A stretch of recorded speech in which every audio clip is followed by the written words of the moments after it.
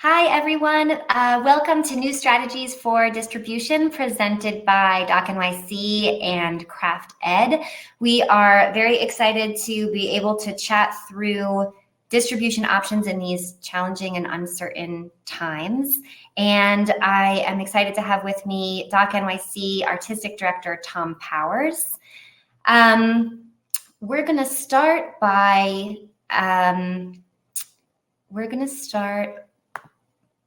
doing a little bit, we were going to do a little bit of housekeeping.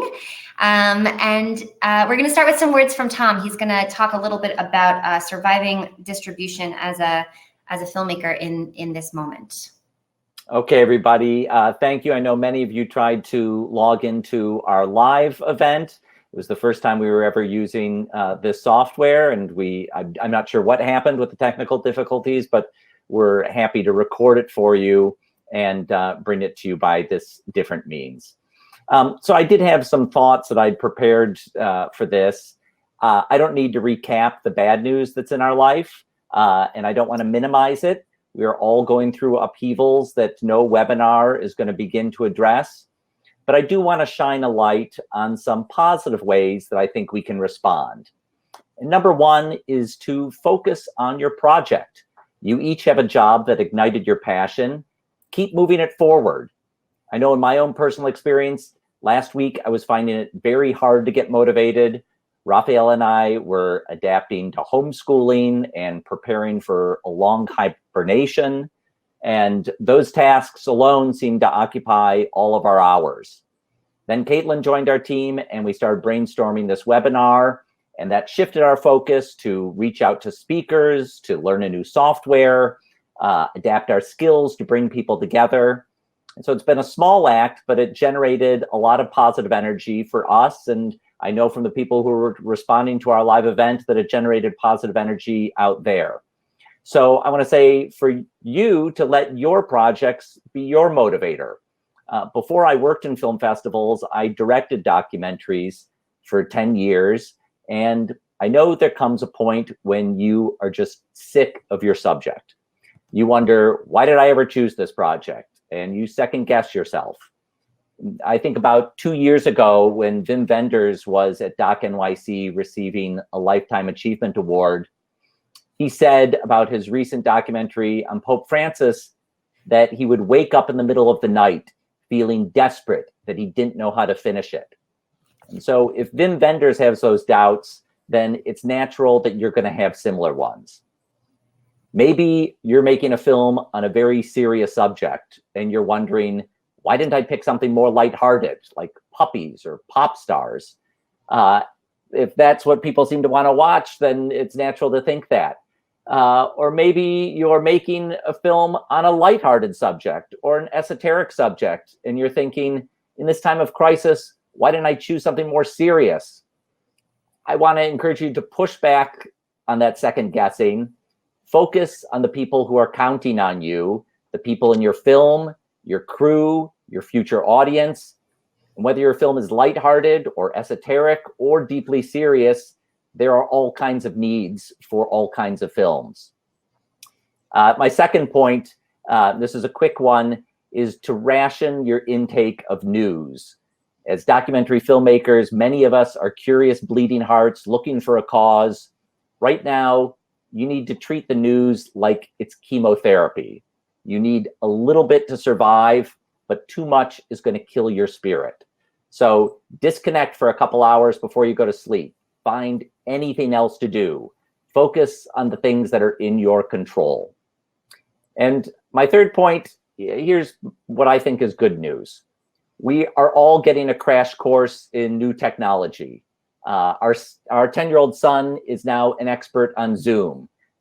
We just went through some learning curves on this platform, Crowdcast, that was totally unknown to me a week ago. And I have seen it work well before.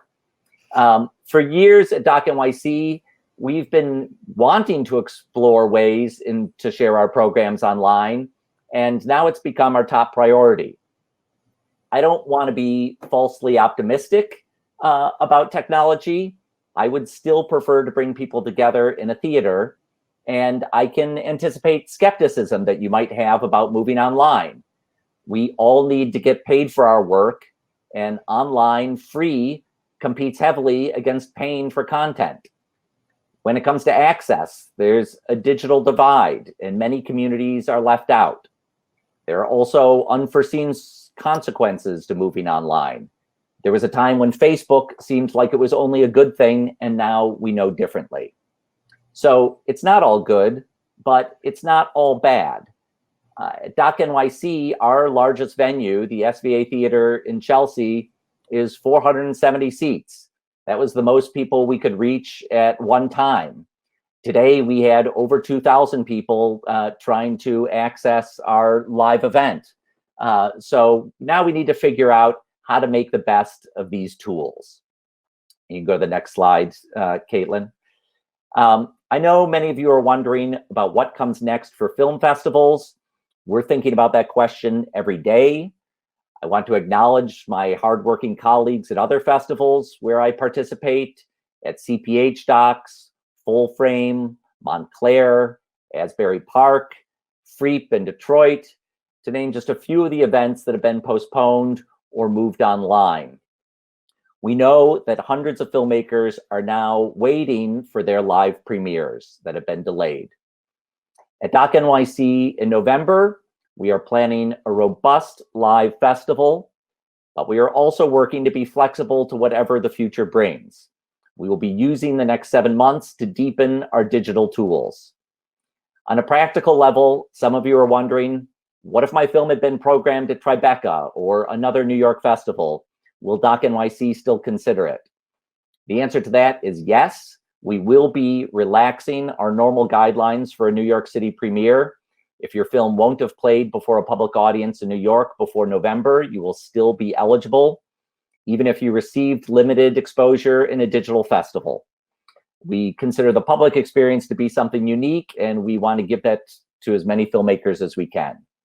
I feel regretful that we can't accommodate every film that missed a public premiere, but we will do our best for the films that excite our programmers the most. I've been thinking back to 2012. That was the third year of Doc NYC, when our festival happened just 10 days after Hurricane Sandy. Then Lower Manhattan was still recovering from lost power and closed subways.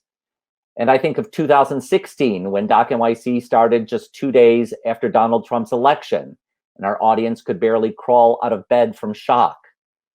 But in retrospect, those were two of my favorite festivals, and I remember people cherishing the act of coming together more than ever, and the stories being told on screen gained a deeper meaning. So whatever happens this November, I know it will be special.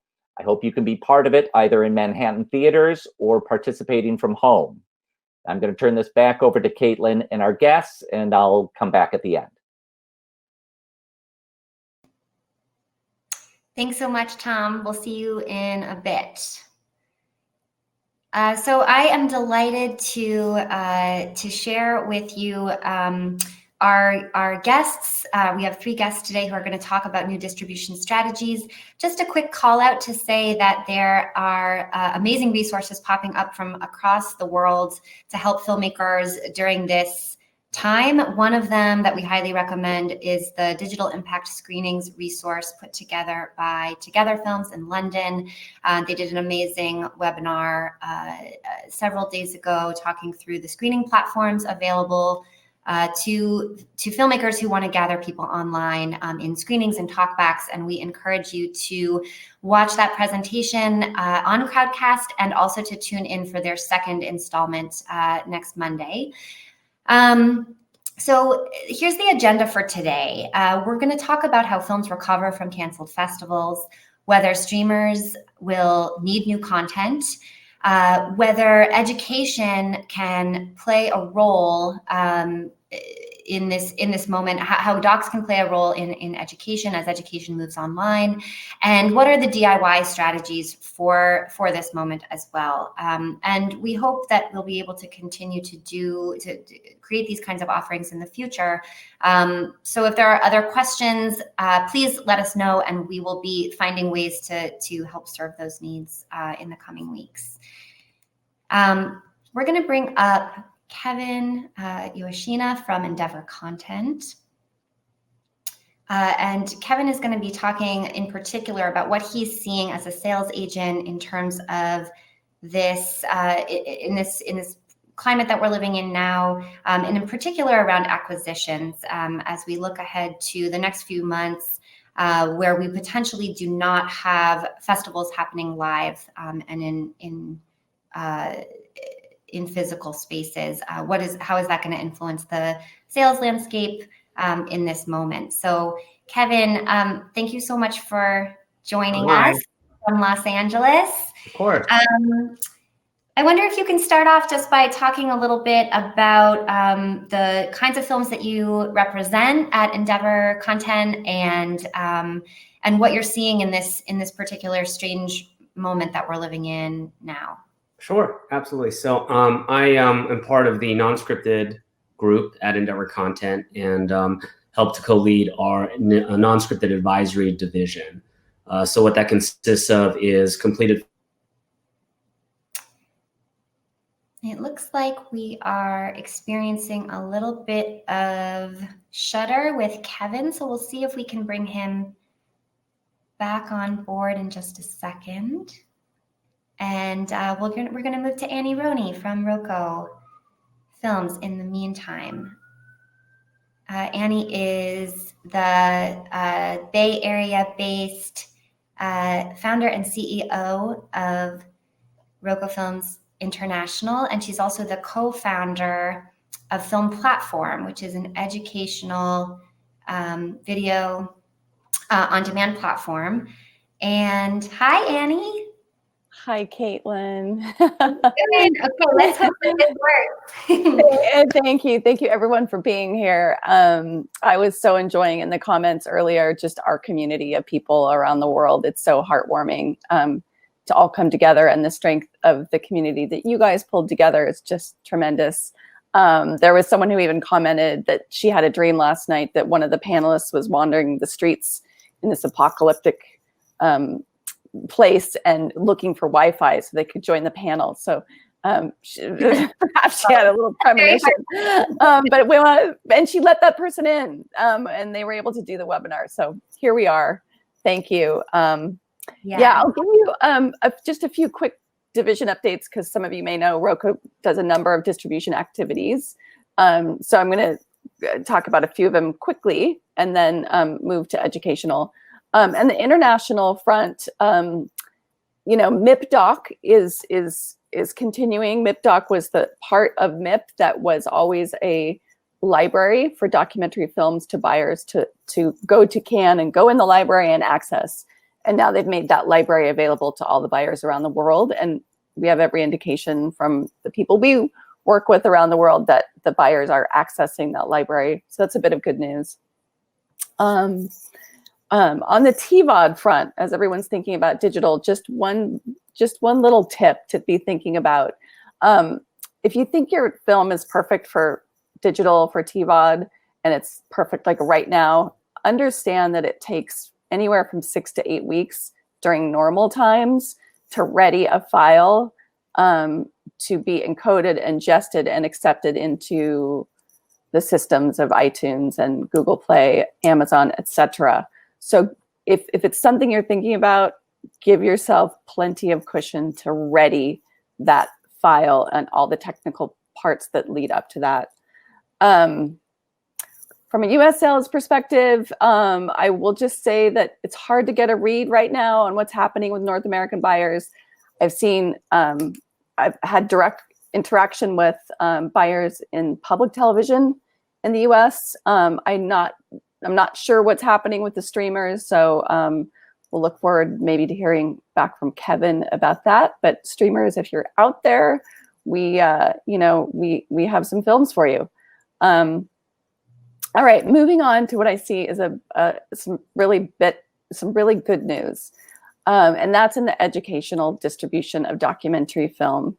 It's been an area we've been really invested in the last 10 years, and personally find it so fulfilling to have our documentary films available for students. What has dramatically changed in our current landscape is the need for content for distance learning. We all know that there's just, there's been millions of students sent home for their learning, and teachers, professors, parents, everyone's, looking for content that will help teach their course. Rocco Films Educational Division years ago sort of saw this trend, obviously everyone moving to digital and away from the DVD. And we were the co-founders of Film Platform, which is an educational video on demand platform. Thanks, Caitlin. It is a platform and a collection of films available specifically to universities, organizations who might want to purchase the rights to your film on an institutional level, so that then it can be accessed and used by students and professors. So that's been a positive development for the last few years. For us, it couldn't be more timely. We've been working for months and can finally announce in this week that we've partnered with ProQuest. Now, most of you probably don't know what ProQuest is, but it happens to be the biggest library information service in the world. So it is a massive collection of all things necessary for academia. So the largest collection of dissertations, newspapers, journals, ebooks. You can go to the next slide. The thing that's particularly exciting in this moment is they are already in 24,000 university libraries. I'm not talking about public libraries, just to be clear. This is strictly academic libraries around the world in over 170 countries. So our partnership with them means that our films on Film Platform are already now instantly available and at the fingertips of all of the academics associated with those institutional libraries. So what does that mean for your documentary film? Well, it's not just that your film could be streamed by students. It's that that is true, but it's powered with the database that ProQuest offers. So it's cross-referencing all of those things I mentioned, the ebooks, the dissertations, the newspapers, with your film and your transcript and your keywords, so that your film is then offered up and served up by the system. So it's highly discoverable. And then there's also within that, there are tools for both professors and students. Professors can easily, like with the, at their fingertips, assign a film to her students, and then they can watch the film at their fingertips through the link that's been made available to them through the institution, through ProQuest's vast database of information. And then students too can integrate the film into their own research. There's abilities to clip a piece and put it in their paper. Now, of course, only someone within that institution can see it. This isn't available to the public, but it's really a time where films can be really discovered and used. And then finally, growth. The demand was definitely on the increase before this pandemic. And then, of course, now there's just such a dire need for online content for learning. So we're really, really pleased to be up and running on the ProQuest database information services. So we're going to continue to, let me just also add that on the Film Platform side, there's a whole lot of data analytics that will be going on throughout the years to really identify how the films are being used, how they can be better used, how are they being found. So we'll continue to learn as we go as well, and be able to enhance the discoverability of our films that way. So this is a really important point, and I will end with this. it's how is film platform different from the traditional commercial streamers? It's fundamentally different. The intention is that it's used in an academic ecosystem. It is the case that the universities are subscribing to the films. These are not individual students who are subscribing to a film. So there's still these are still the institutional rights. And most importantly, they're part of this vast database of information that will serve up these films in a way that is important to their being relevant and used. So those are the basics. I hope to answer some of maybe Caitlin's questions in a few minutes. We do have, Caitlin, are you able to, I guess it doesn't matter if we're not live, but there was a link we were going to include at the bottom of the screen that you can click on.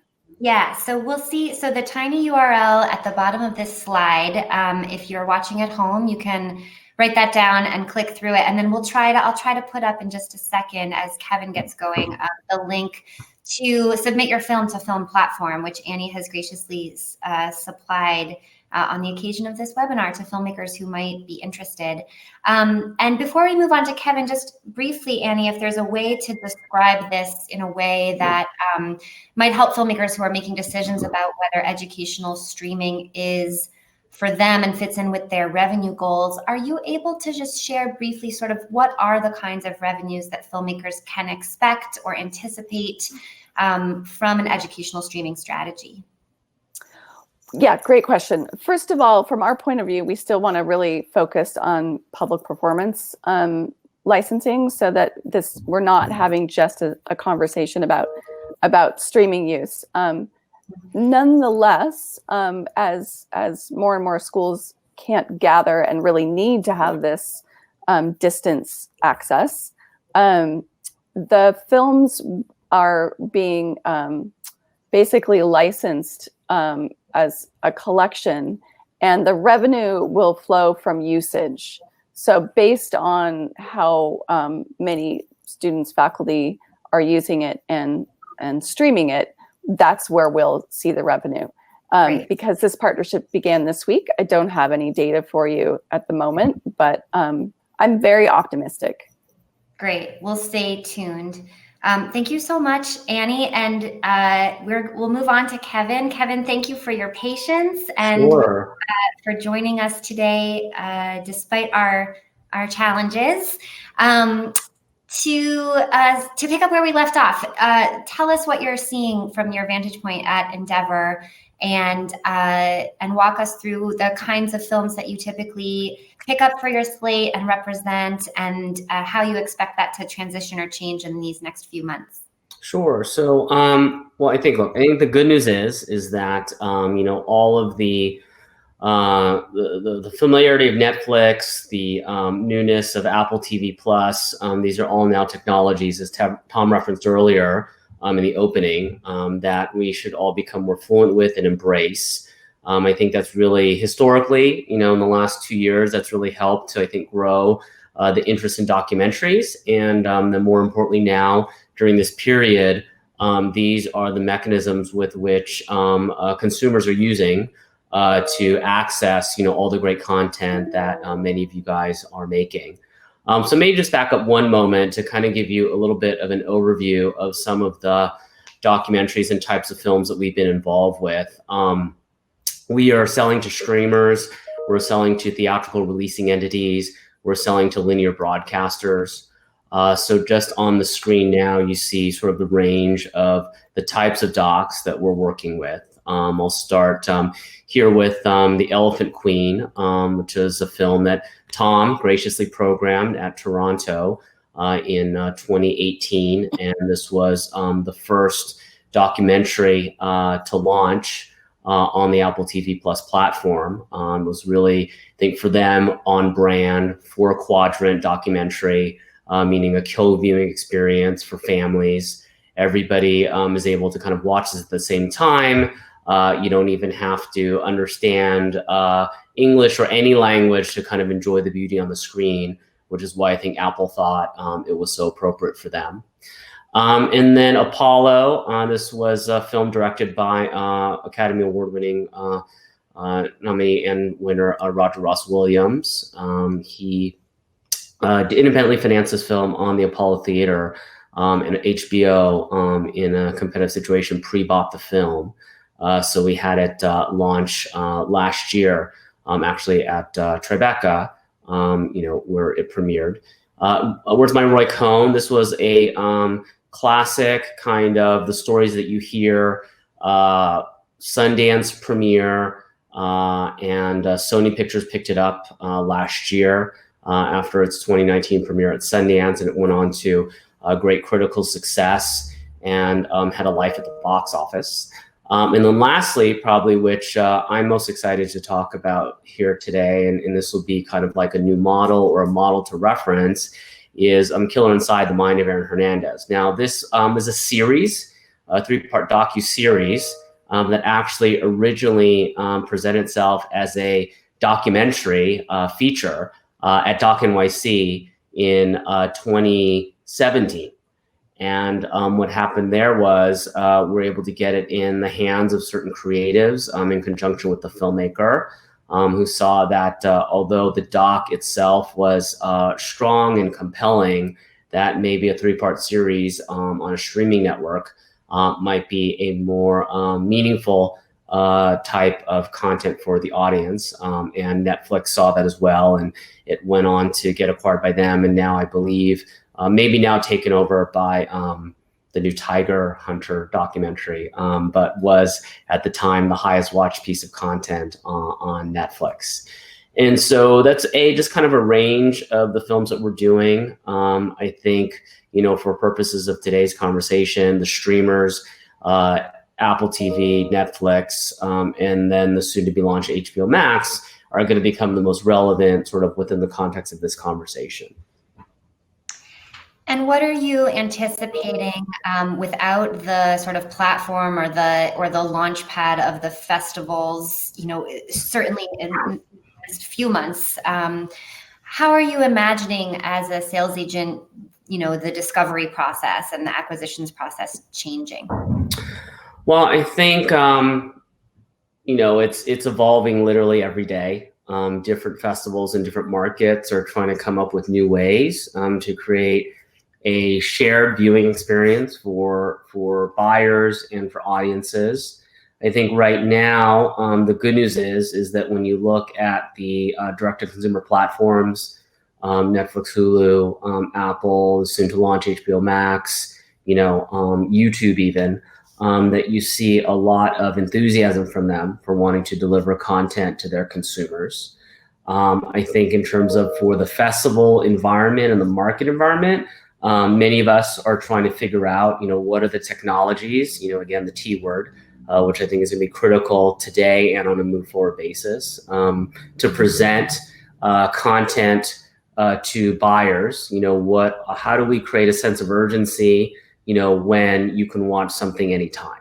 So is it limiting the window for a viewer to watch any particular piece of content? Is it literally setting up a one only time to view? Is it using other VR technologies so others can be invited to participate in the viewing experience? But I think we're all trying to figure out how to best engage with our buyers by way of technology. Historically, we've sent links, and that's always also been a way that we sell movies. I think maybe the most important thing for the filmmakers is that, working with, for fear of sounding self-serving, but I think working with a broker, working with an agent, working with an advisor, Peter, myself, Annie, any of the other number of people out there, is going to be all the more important. Because now it's not just about accessing the buyer, which we can all do and have always been able to do, email, phone call, but under what circumstance, what else is going in the marketplace, and then I think really more importantly, how are buyers responding to this new limitation, right, in their ability to even watch movies. Mm-hmm. And do you imagine that there's going to be a need for more content as more and more people are using the subscription services? Or do you feel like right now it seems to be holding steady? What are you seeing? Well, I think right now, think it's not so much more content. I think that we have to look at the balance of content, right? So when you're looking at a Netflix, when you're looking at Amazon, there's a balance, however proportional or disproportionate, between fiction content and nonfiction content. Mm-hmm. So when we look at the business of what's happening right now, fictional content, movies, television production is shut down.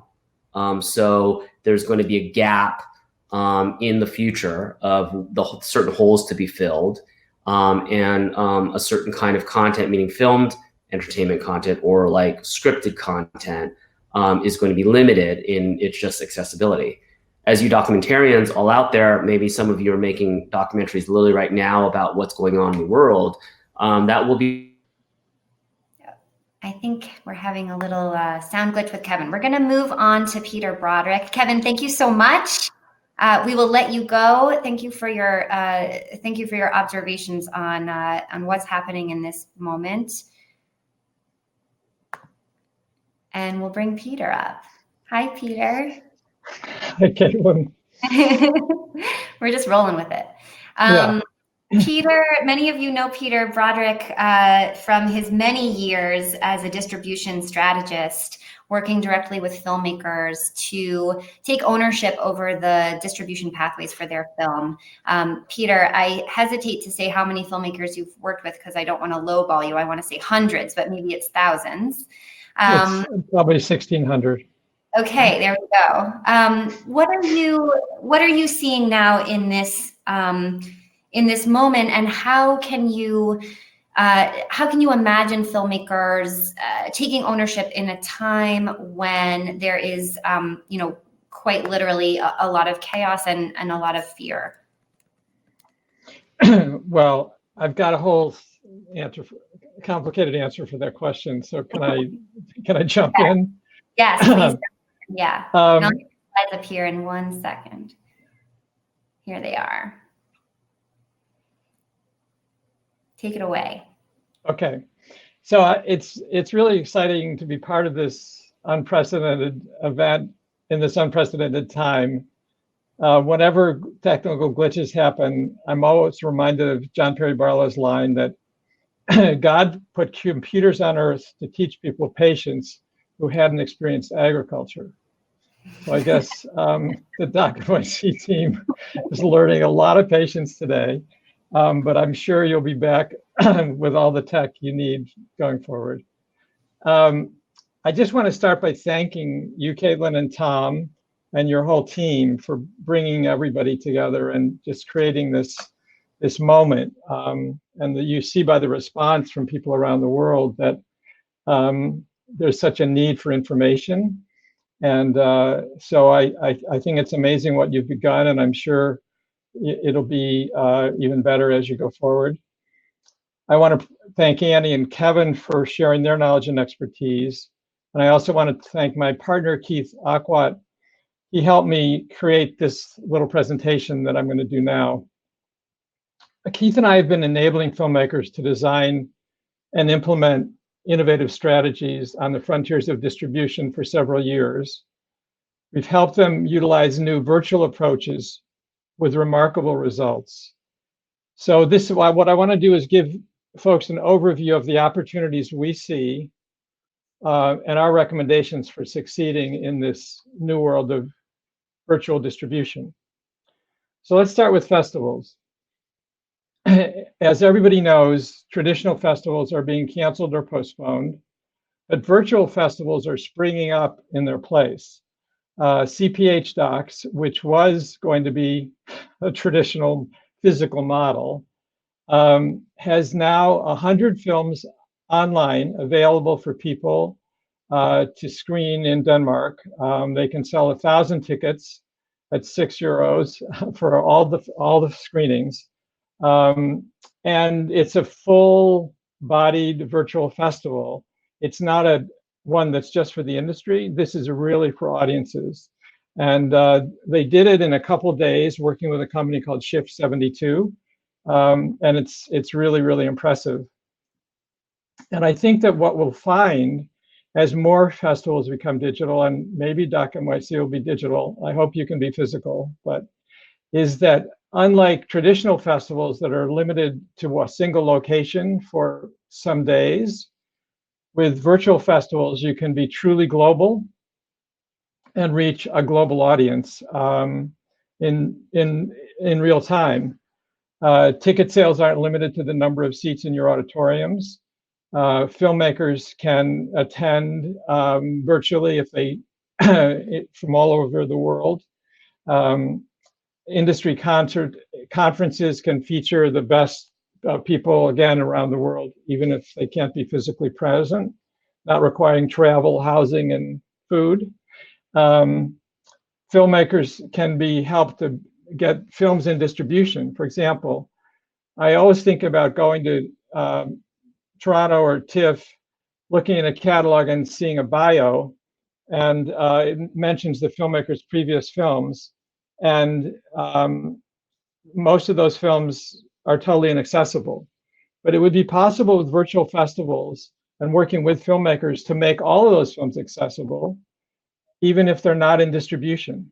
So that's a way that you could get excited about a new film by a new filmmaker and then see her or his previous work. So I think there are many, many virtues that virtual festivals will have. And after we go back to physical festivals, I believe that festivals will have a virtual dimension as well as the physical dimension. So what we'll be then having, I think you could call hybrid festivals. And I think those hybrid festivals will be better than any festivals have been in the past. So I think it's an exciting time. The next point is that I want to encourage filmmakers to leverage virtual conferences to build awareness. Keith and I have learned how powerful conferences can make documentary filmmakers capable of reaching core audiences and building partnerships with organizations and companies. The impact of conferences can be much greater than the impact of festivals for many of these filmmakers. But like traditional festivals, traditional conferences are being canceled or postponed. And what's going to come in their wake is virtual conferences. And if somebody wants to see a virtual conference, they just can go to Facebook and check out CPH Docs, which has put their whole industry conference online live. And they've done a great job. And that's now accessible not just to the people in Copenhagen, but to the people around the world. Annie mentioned MIP TV in Cannes, which was canceled the traditional market March 4th and announced the virtual version March 18th. And so now it's a virtual film market, a major virtual film market that's going on. Now, beyond film-related events, conferences, and festivals, there's countless conferences that are on all sorts of subjects. And so as we see those conferences becoming virtual, this will give filmmakers opportunities to have their films at the center. Maybe they'll even get to do some keynotes. So I think it's a new set of opportunities for people there. So the next slide, Caitlin, is about the importance of harnessing partnerships. I think this has never been more important than it is now for filmmakers when some of the traditional paths aren't available to them, such as theatrical distribution and traditional festivals. So Keith and I have helped filmmakers build partnerships with major nonprofits and companies. And in many cases, these partnerships have been more important than their partnerships with distributors. So in Keith's case, his film Age of Champions created partnerships with 6 companies and nonprofits, including AARP, which helped fund production, paid $100,000 to support a screening tour, and became an underwriter for the PBS broadcast. That was before virtual things were happening. Now, more recently, on the virtual frontier, Keith has helped build a partnership between a documentary called Thank You for Coming and a company called 23andMe. And as part of this partnership, 23andMe made the film available for a free virtual screening to its 7 million customers. And then, did other things to support the film after that. So I think that in a virtual world, companies are going to need quality content, and independent filmmakers can provide that, and there'll be new opportunities for that. The next point is really talking about prioritizing virtual screenings, premieres, and events. And I'll just give 3 quick examples. Virtual events can be incredibly powerful. The first one that really made an impression on me was in 2012, when the Food Matters team in Australia premiered their film Hungry for Change online. They made it freely available worldwide for 10 days. The film was viewed over 450,000 times around the world. And in 2 weeks, the filmmakers sold over $1 million of DVDs and recipe books online. The next example is talking about virtual screenings and how they can enable a filmmaker to achieve their goals.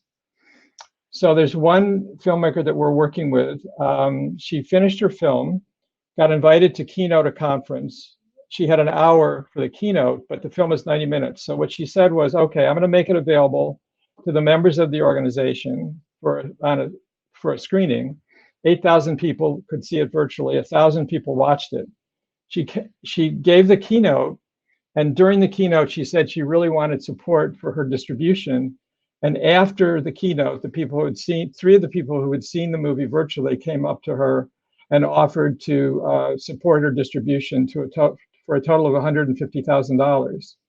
So that's an example of how you can connect with people that can support your films in all sorts of ways. And the most interesting example recently is there's a film called Me and My Robot, a short documentary on a youth robotics competition. So CPH Docs invited the film to do a world premiere. CPH Docs was canceled. So then CPH Docs decides to become a virtual festival. We got invited to participate in that. So what we did was we created a page for what we call a virtual double feature. So it was the film plus there was software that could be downloaded and used for 2 weeks to build robots and program robots and build them that came along with it. So it's a kind of a singular event, and it's available to people from around the world. So I think that if you can create events that are that exciting and that interesting, it's going to really, really help awareness and your distribution. So the next point is maximizing direct sales. Somebody wrote in yesterday and asked whether it makes sense to still be selling directly from your website. And my answer is, it's never been more important. Obviously, other revenue sources are challenged now. And the benefit of selling directly is that you're also getting the customer data. So those people can be part of your core audience that you're taking with you through your career. And I think that if you have a large personal core audience, your chances of having a sustainable career are much greater. So when you think about the things you can sell virtually, you can sell the film, you can sell different versions, you can sell it with different languages in terms of subtitles. You can sell events, you can sell a virtual screening. You could make the film available for fundraising screenings. You could create an educational version. Maybe if you're working with an educational distributor, they'll be handling that. But if not, that's something that you could do directly. And it will also be a way for you to make keynotes and workshops that you could speak at possible. So I would say that direct sales are critical. And the nice thing about them, that you're not splitting the revenue with a third-party platform. And you can customize the pricing of the events that you're doing. The next point I would make is about global distribution. And this is what I recommend to people. And Caitlin, you referred to DIY, which is not a term that I would apply to what I'm recommending to filmmakers in terms of strategies. We're always recommending that people do hybrid strategies where they're making partnerships with distributors and retaining rights to do things directly. So in terms of international, this is what I recommend now. And I'm seeing this in different deals we've made with international distributors, that filmmakers will give their international sales company, say, a year. And then after the year, the filmmakers will have the right to sell the film into unsold territories. If the international sales company actually makes another sale later, then they'll stop. So this way, let's say that your sales company sells 15 territories. That leaves 180 countries where nobody has access to your movie. and you could sell directly from your website downloads and streams into those territories. So I think that that's a great way to look at the future, where you're not just limited to a few territories. The next point is the importance of building a loyal personal audience. And I mentioned this before. I think this is crucial for filmmakers now, to have direct contact with the people that care about their movies. And people used to kind of think mailing lists weren't important. And I think having the names and email addresses of your supporters is actually crucial going forward. The next point is the importance of splitting rights, but retaining overall control of your distribution.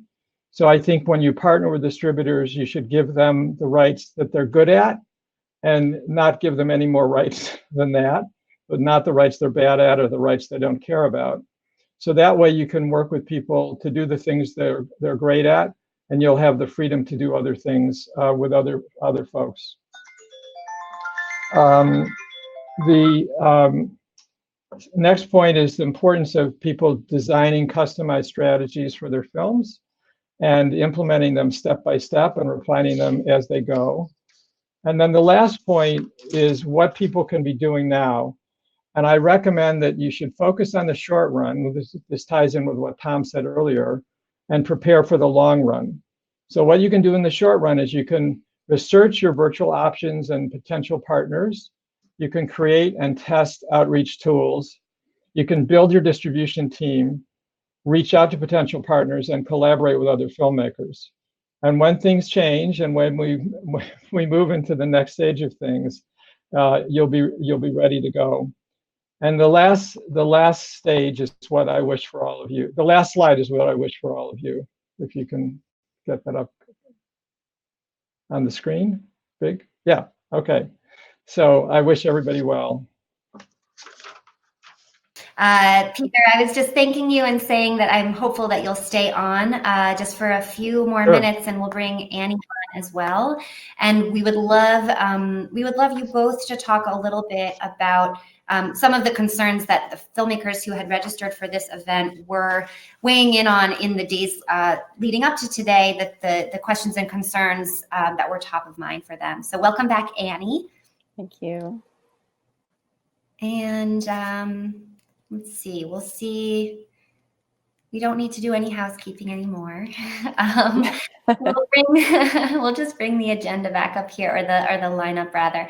So one of the things that we were seeing again and again in the questions that were rising to the top, in addition to the question about festivals, is what are we going to see in terms of any kind of red flags contractually that filmmakers should be looking out for as they do make deals in these next few months? And maybe that's something, Peter, that you can speak to first. I don't know if there are any deal terms that you think will shift in this particular moment, or whether it will be sort of business as usual, but maybe you have some advice to give.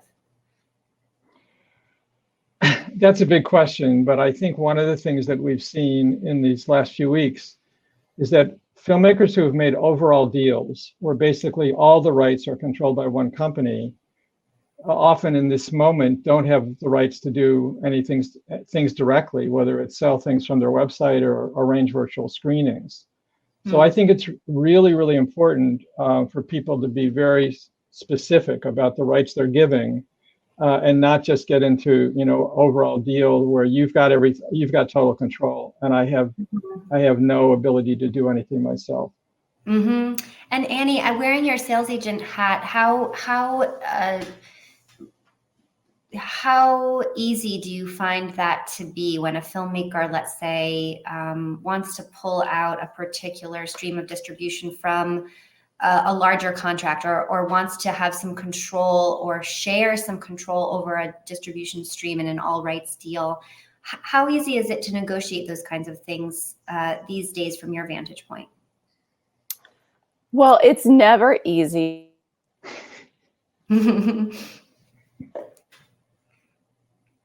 Oh, we might have lost some connectivity with Annie. Let's see what happens if we If we minimize our screen sharing, maybe we get a little bit more bandwidth back for Annie. We'll see if she rejoins us. She may have a different message than you, Peter, but what's your sense of that same question? You know, like how easy are you finding it? You know, from my vantage point, I think it's gotten easier over the last decade as filmmakers have learned how to articulate their needs, how to talk with distributors and their own representation around what they want to have more control over. Are you seeing that too? Is it getting easier over time? Virtually every filmmaker we're working with has gotten retained the ability to sell directly from his website or her website, both DVDs and digitally. And I think that's really an essential thing for people to hold on to.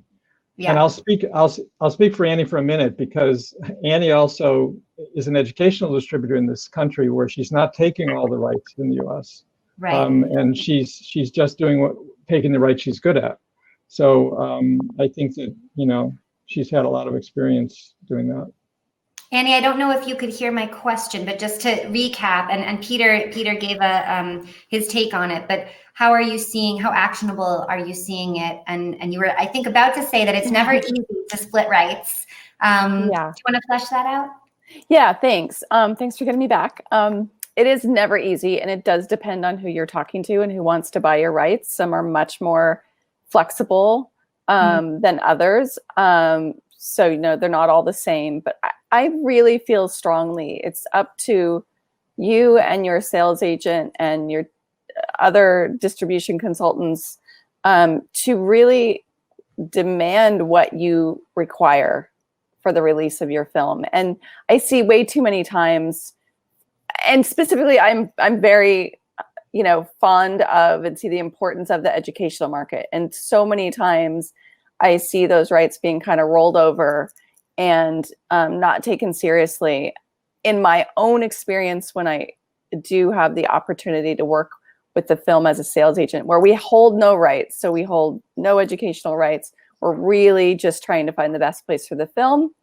You know, you really have to make the case for why these rights are being withheld, and usually you'll be successful. And if you're not successful, there's some good other reason to have gone that direction. But I do believe it's worth. It's not a fight. It's an intention around how your film is used. And I think you as filmmakers ultimately you have to demand that if you're doing your negotiations on your own or from your sales agents.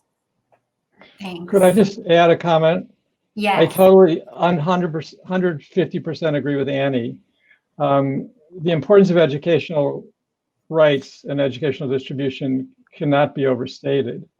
For most of the filmmakers we work with, revenues from educational sales are the biggest or second biggest source of revenues for a documentary. Yeah, and they're the long tail, right? They keep coming long after the film's sort of public moment has ended in theaters and festivals and other live gatherings, which we hope to someday have again. Tom, would you like to say a couple of words to wrap up? I want to be respectful of the fact that we have nearly hit the hour mark, and all of our guests have been exceedingly patient with our technical difficulties. Tom, do you want to take us out? Yes, we thank you, Peter and Annie, very much for your time. We'll say goodbye to you, and Caitlin, if you can bring up the slide that we had before. Yes, I'll say goodbye to Peter and Annie. Thank you guys so much. Thank you, guys. Thanks. Yeah. We could not have brought you today's event without a little bit of sponsorship. I want to thank our sponsor, IFC Films Unlimited. That's a subscription site that is home to many Doc NYC alumni. Their films include Cave of Forgotten Dreams by Werner Herzog. That was the opening night of our very first festival in 2010. You'll also find Oscar-nominated documentaries from Doc NYC like Dirty Wars and Finding Vivian Maier, and a rich array of international fiction. The IFC Films Unlimited is available in US and Canada. So thank you, IFC Films Unlimited. And as you look for other things to do at home, I want to encourage you to sign up for our free Monday Memo newsletter. Our colleague Jordan Smith does a remarkable job distilling each week's documentary news. I learn something new every Monday, and you can subscribe for free at docnyc.net. I also invite you to listen to my podcast, Pure Nonfiction. You'll find over 100 archived interviews with filmmakers, including Agnes Varda, Raoul Peck, Errol Morris, and other luminaries. We have recent episodes on the films For Sama and the film One Child Nation. And you can listen for free at purenonfiction.net or wherever you get your podcasts. Lastly, the Doc NYC's marketing team, Together Films, is going to hold their second webinar on Monday at 2 p.m. Eastern Standard Time. They've been doing a deep dive into what it takes to show films and hold discussions online. Clearly, we got some lessons today in our own first experience, and I know that there's going to be a lot of trial and error in the coming weeks, but I think we're going to figure this out.